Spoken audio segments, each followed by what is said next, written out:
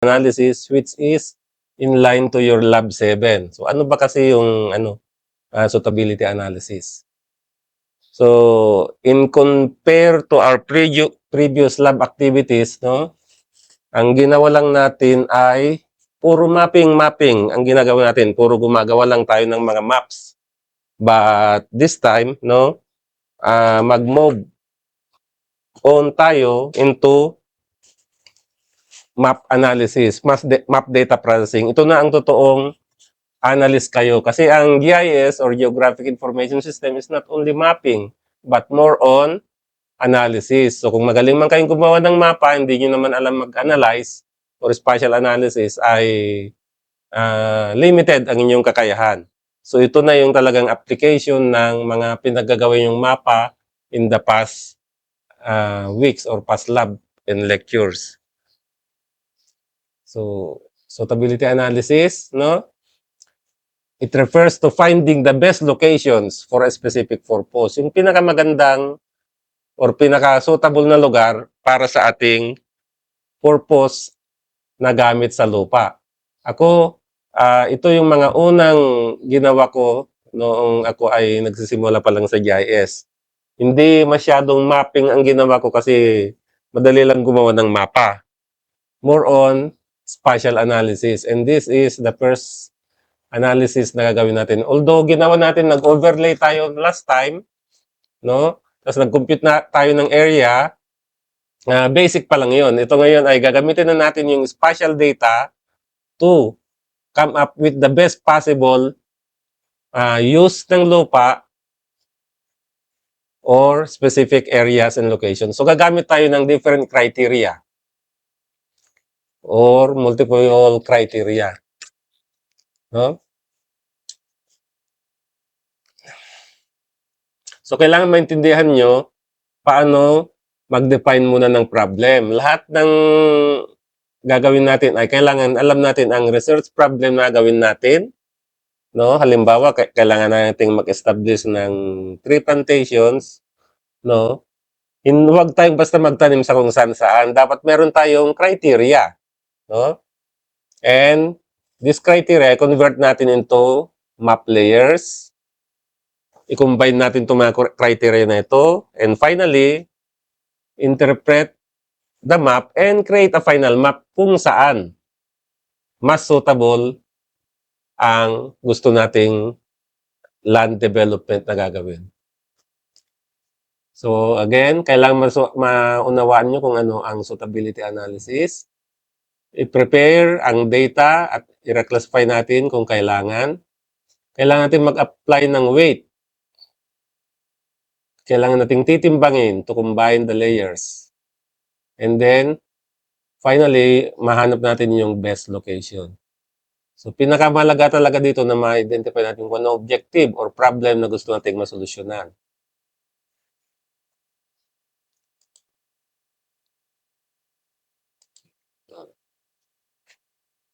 So, ano ba kasi ang ibig sabihin ng suitability analysis? No? Factors, constraints, and criteria. So, kailangan natin malaman tong tatlong ito. Factors, ano ba yung mga nakaka-apekto? Constraints, ano yung nakakapigil? At criteria layers. So, i-convert natin usually itong mga layers like slope. Yung GIS pala ay, yung QGIS or GRASS ay mag-generate tayo ng slope map galing sa SRTM30 layers. So, kapag meron tayong slope map, i-convert natin into condition na mas preferred or mas maganda. So, halimbawa, yung mababang slope ba ang mas maganda or mas pangit? Again, depende sa objective natin. So, bakit mahalaga ang slope? Kasi, ano nakalagay dito? Kita nyo ba? Flat areas are easier and cheaper to develop. About land use.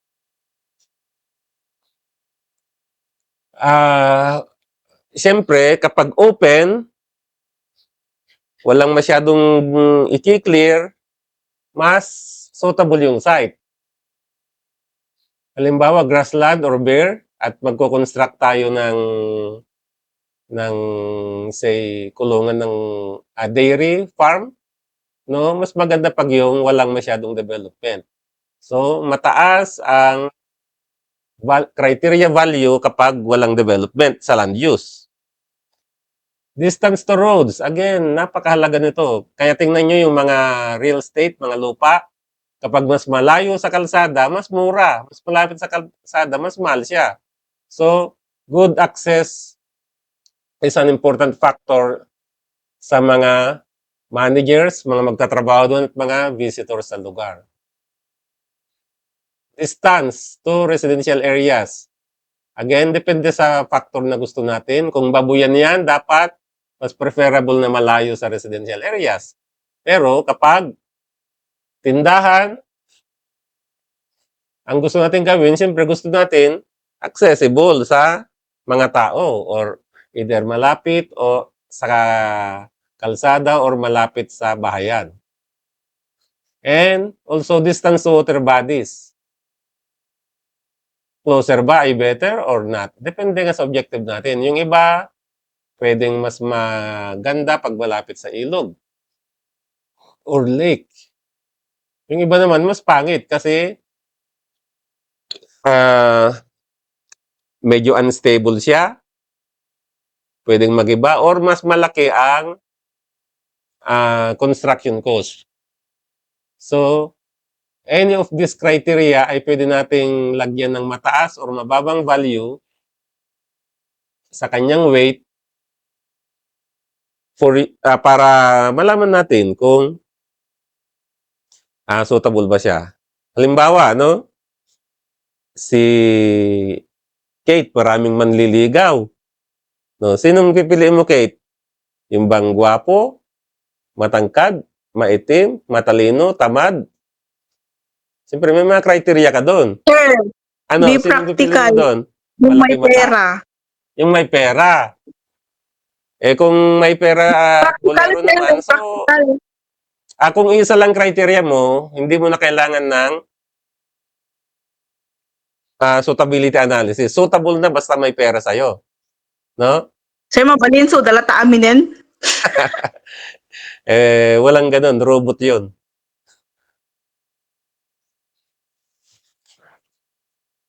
Walang ganun. So, kung isa lang ang choice mo, magseset ka ng mga criteria kung sino ang most suitable para sa'yo. Di ba, Kate?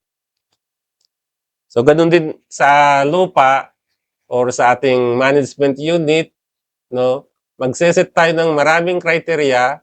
The more criteria, the better. Kasi mas wise ang decision natin kung makakapamili tayo dahil marami tayong data or information magamit for decision making. So, nakuha nyo yung bakit kailangan ng maraming criteria? At dito sa gagamitin natin sa lab, ay ito ang gagamitin natin mga criteria. Slope, land use, distance to road, distance to residential areas, kung ma-access natin. Teka lang, lobat ako.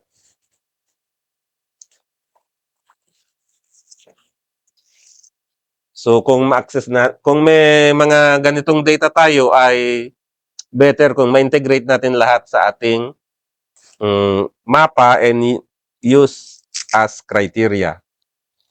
Time check, 8:30. So mahaba pa yung time. May tanong ba kayo?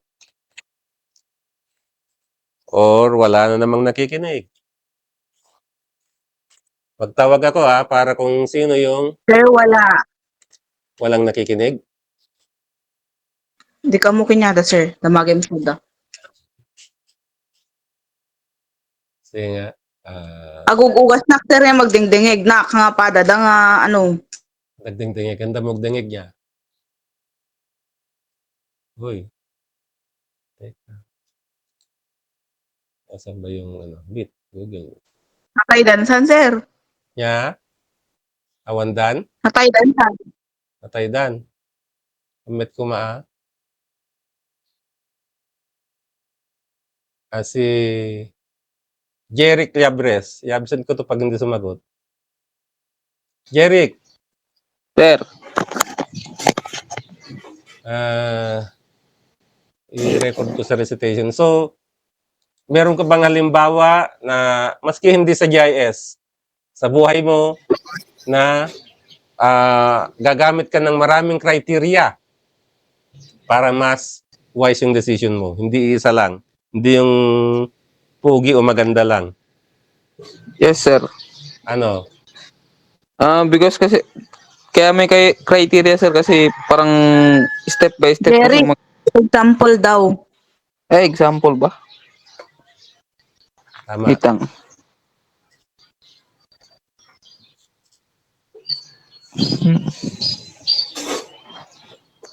Example. Sige lang, maski sa buhay mo lang. Kung meron kang naisip na ano. Community sir, community pwede. Pwede. Ano sa community ang halimbawa? Sir, sakto lang. Sige, April. Sir, example, nag-college ka. Siyempre, ti ma-offer kinyang mga courses. Siyempre, Tagalog. Tagalog. For example, sir, college coming first year. Oh. Siyempre, madaming course na na-offer sa'yo. Siyempre, kailangan mong mamili para sa sarili mo. Like, parang yung the best para sa sarili mo. Ganon, sir. So, ano So, yung sir? possible criteria mo sa pagpili ng kurso mo? Siyempre, sir, kung ano yung gusto ng puso ko, yung sinusunod ng isip ko, ganon. So, by emotion lang or by instinct lang. Hindi ka gagamit ng different factors like employability or sweldo. Pwede, sir. Pwede, sir. Sweldo, kung ano, saan ka pwedeng ma-deploy o for, like, kung saan ka mas mabilis yumaman, ganon. Kung masaya ka ba? Pwede. Pero yung mayaman kasi ay mahirap yun dahil walang mayaman na empleyado. Walang naging mayaman na empleyado. Ang mayaman lang, mga businessman, mga athletes, artists, gano'n, yung nakakaangat sila sa society. Pero walang yumaman na empleyado unless iba yung ginagawa. Anyway, kaya nga ang advice dun sa ano ay magtrabaho ka para mamuhunan din. So yung wag lang empleyado kung gusto mong yumaman, Pero kung gusto mo naman ng tahimik na buhay, stable, pwede rin naman. So, kasi hindi lahat pwedeng maging mayaman. Dahil pag mayaman na lahat, wala nang mayaman. Okay? So, yun. Wag yung isang criteria lang ang gagamitin natin if we want to decide on something. No? Sa buhay man natin or sa choice ng partner sa buhay, no? Mas maganda kung i-weight or timbangin natin ang different factors. Maganda yung physical appearance na factors, pero hindi dapat sapat yun kung gusto mo ng tahimik na buhay.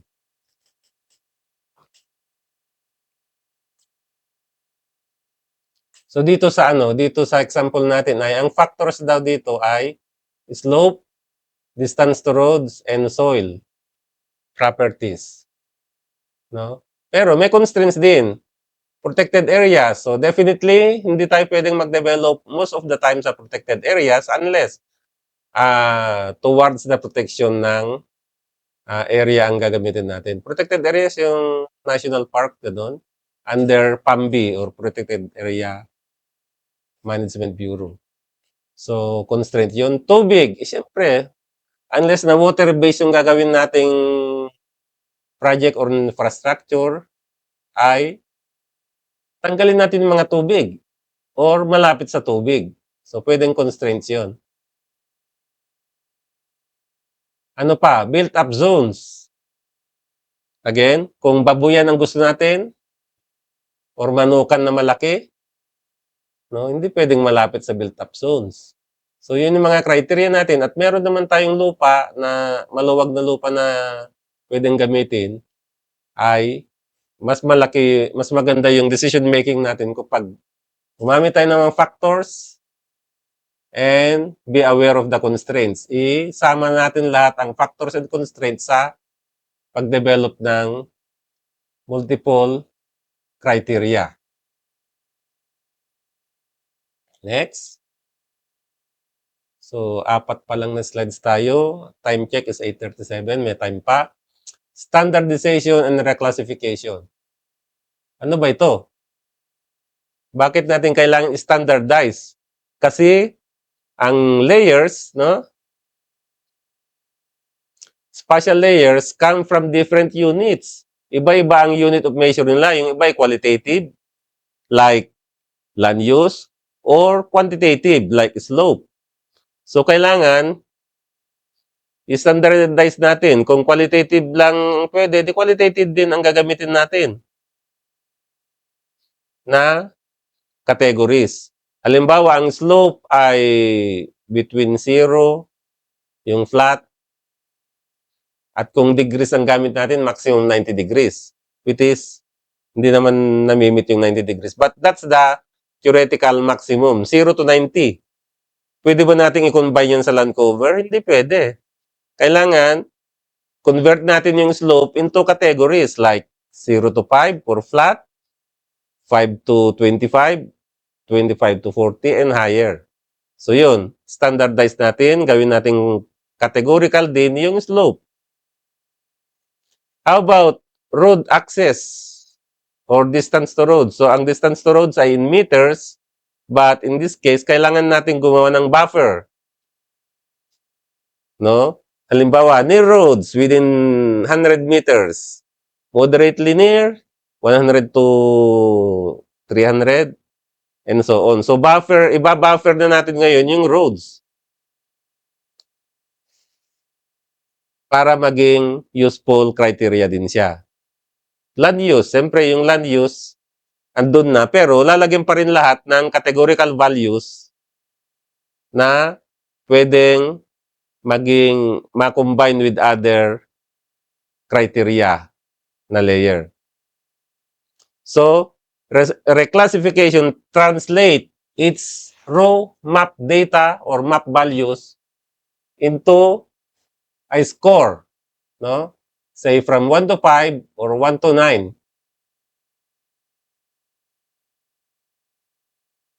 Lahat-lahat yan, land cover man yan, distance to roads, distance to rivers, land use, ay lalagyan natin ng values na say 1 to 5. So, dahil dito magagawa nating comparable ang lahat ng layer kung saan man galing ito, kung ito man ay dating qualitative or ito ay dating quantitative, magiging standard ang values nila. So, ang common scoring, ang pinakamadalas ay 1 or mababang value ay least suitable at 5 ang most suitable. And most of the time, we don't meet this 5 or 1. Mostly, ang data natin ay pupunta in between 2, 3, 4. Kung meron 5, mas maganda yon kasi very suitable na siya unless may constraints. Like, very suitable nga, protected area naman, or very suitable nga para gawing babuyan pero pwede tayong ireklamo ng mga kapitbahay. So, yun yung mga constraints na consider natin. So, maski very suitable siya for physical and other factors, pero na may constraint siya, magiging less suitable pa rin siya. But eventually, the values of all the layers ay ganito, 1, 2, 3, 4, 5. 5 for most suitable and 1 for least suitable. Tingnan natin itong mapa. Meron tayong sinasabi dito na reclassification table. So, reclassify all criteria to a common scale. Yun na nga, 1 to 5. So, ganyan ang magiging itsura ng bawat layer. Yung slope, so yung 1, yung mga matatarik, at yung green ang medyo flat. So, suitable siya in terms of slope. So, naman land use, no? Hindi ko alam kung ano yung naging criteria dito to come up with this map, but there are some land uses or land cover na hindi suitable and there are some land cover na most suitable. So, i-reclassify lang natin yung land cover from least suitable to most suitable, 1 to 5. About this, distance to roads. Kung titingnan nyo, most development activities ay mas maganda pag malapit sa road. So, kung makita nyo dito, yung greenish ay malapit sa road at yung reddish ay malayo sa road, which make it probably not suitable. Unless gagastos tayo ng malaki para maski yung not suitable ay magiging suitable, which is not good dahil kaya nga tayo nagkakaroon ng multiple criteria ay para ma-minimize ang gastos at ma-maximize ang utility or usefulness or revenue kung ito man ay business. Distance to residential areas. Again, with this, yung red ay malayo sa residential areas at ang greenish ay malapit sa residential area. So, more likely, ang objective nito dahil maganda ang malapit sa residential area, no? Mukhang business ito na gusto niya ng maraming tao as customers. Distance to rivers. So, ibang-iba ang distance to rivers kasi yung residential area is highly correlated with roads. Pero sa distance to rivers ay not always related to population. Although, may mga bahay na malapit sa ilog, kaya lang, not necessarily na lahat ng bahay ay mas suitable malapit sa ilog or water bodies. So, ito yung criteria ngayon. Yung red ulit ay malayo sa water bodies at yung bluish to greenish ay mas malapit sa water bodies. However, pwede rin natin lagyan ng constraint dito na hindi dapat dikit na dikit sa tubig yung area natin. Again, so factor yung nearness sa water, mas maganda sa malapit sa tubig, mas pangit or less suitable pag malayo sa tubig, except that we use a constraint na hindi pwedeng nakadikit sa tubig or sa tubig mismo ang ating development na gagawin. So yun, mapa-slope man, land cover, distance to road, distance to residential areas, and distance to rivers, itong 5 criteria na ito, mare-reclassify sila so that eventually their values ranges from 1 to 5 only, with 5 at the most suitable and 1 as the least suitable. So, sa ating kasunod na lab 7 ay 5 criteria din malamang ang gagamitin natin. May tanong ba kayo dito? Gising pa ba kayo?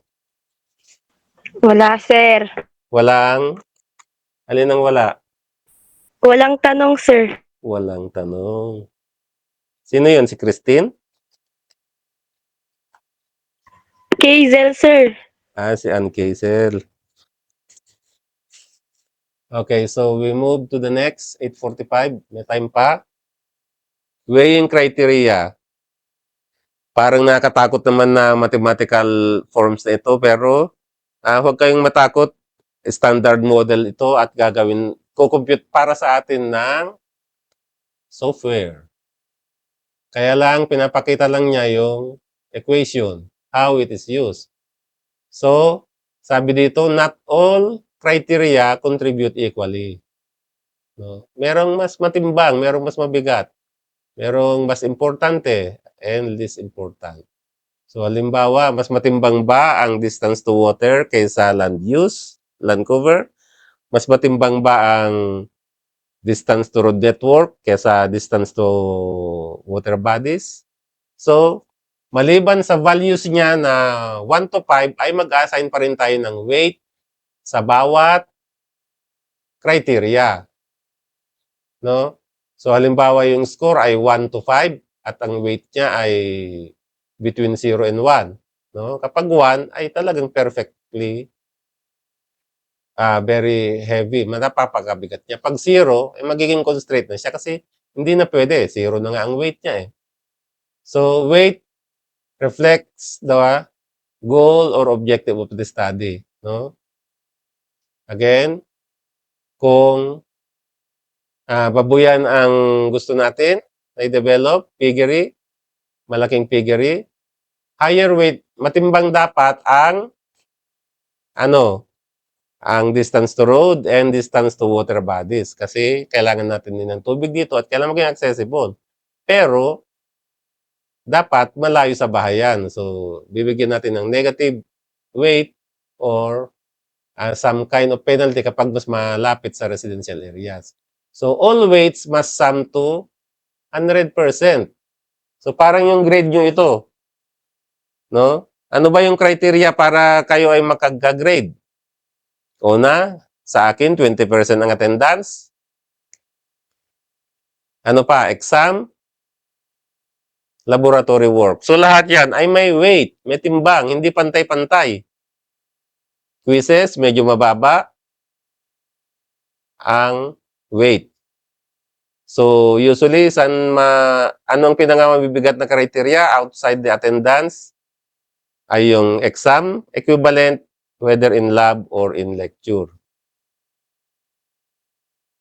So, ganun din sa pag-weight natin sa ating multiple criteria sa suitability analysis. Magkakaiba ang timbang ng different criteria. So, eventually, a higher final index means better suitability.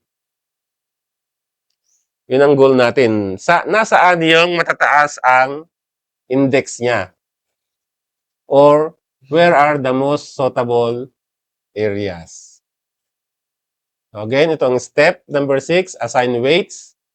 So, kung kanina ay nag-assign tayo ng values, no? High, very high, medium, low. So, yung low ay 1, yung high ay 5. Meron pa rin siyang weight or timbang. So, ang slope ay 25%, land use 30%, distance to roads 20%, distance to residential areas 15%, and distance to river ay 10% for a total of 1 or 100%. So, yun palagi ang weight. So, kagaya ng weight sa grading system namin para sa inyo, iba-iba, hindi pantay-pantay ang weight ng attendance, exam, and laboratory works. May kanya-kanya silang timbang or weight. Ganon din dito sa criteria natin.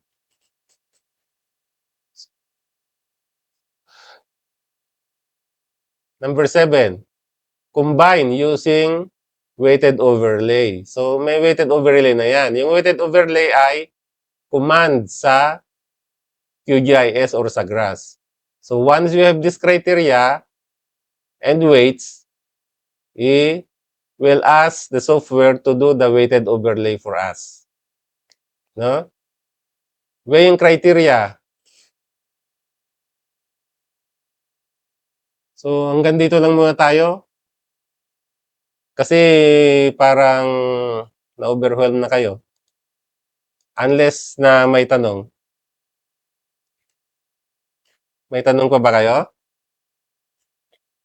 Sir, ako, may tanong ako, sir. Sige, magtanong ka. Anong pangalan mo?